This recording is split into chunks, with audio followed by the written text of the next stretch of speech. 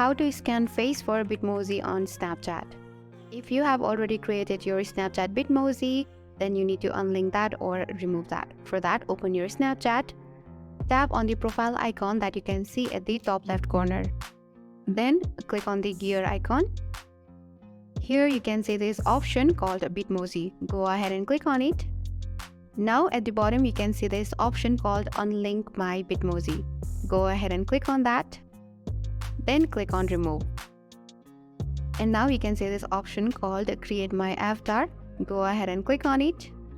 And now you have to scan your face, but first go ahead and choose whichever applies to you.